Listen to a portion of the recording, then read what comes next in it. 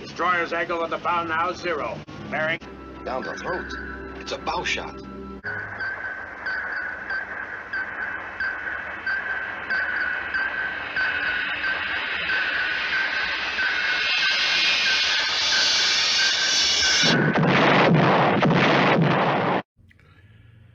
Hello, YouTube community. This is a midweek hump day, if you will, update on the Pro Street group build and the Meng Tiger build. I got some work done on the Mustang Pro Street. However, it's a good news, bad news story here. Starting with the bad news, I got the interior tub and the chassis assembled and all the rest of the chassis completed. Went to put on the wheels, and there were no metal axle pins. One of two things happened. Either I somehow threw them out with a bag or something, although I don't usually throw that stuff away till I'm done. Either that or they weren't in the kit. So things came to a screeching halt.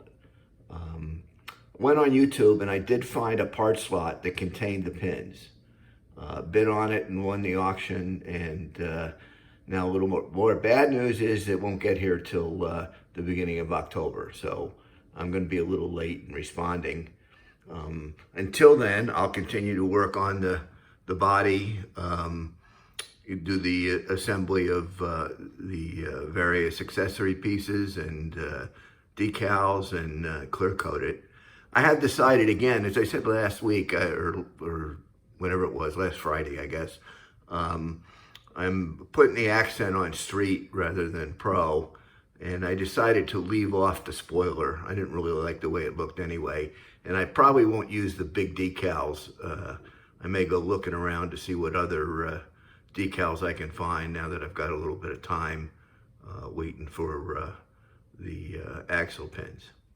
So that's where we are on that, and like I say, it's going to be a little bit late. It won't be done by the end of the month, but pretty soon thereafter. Turning to the Meng build, I've got a little mock-up of what I'm thinking of for the dry dock situation. I've got a lot of weathering to do, some piecework, trying to decide what the surface for the upper deck's going to be. I want to get in some railings around the crane scaffolding here. Probably put a couple more cranes up on top. I've got some parts and left off the guardrails on the Meng there, just to assume they're kind of under repair, under refurbishment. Got some framing coming so I can put a wood base around it. So even made a little Reich Marine flag that will fly from the after part of the superstructure there. Also, in looking at U-boats, I found this ring antenna, loop antenna, in several photographs. I am not a U-boat expert by any means. I have a lot of knowledge regarding U.S. submarines, but not much on U-boats. So I had to do a little research. This is a VLF, very low frequency loop, that they could use to receive messages when they were at periscope depth, but still submerged. I thought that was a little neat feature that I'd try and get in there. And I do intend to put the high frequency antenna. That's kind of an iconic feature of the U-boat. Those were the wires with isolators that were strung from the superstructure to the bow and in two streams from the aft of the superstructure to the stern. So I've got some easy line to do that with. And, I just will add some more detail and whatever I can find in terms of the idea of spare parts lying around.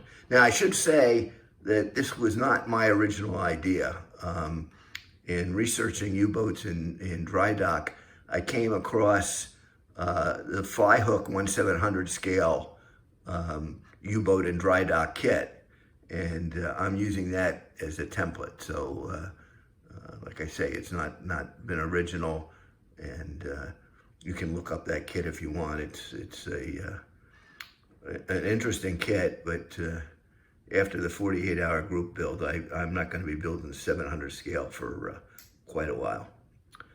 So that's where we are on the two things. They're both here, and we'll keep working on them through the weekend, and we'll check back the beginning of next week. Thanks, everybody. Bye.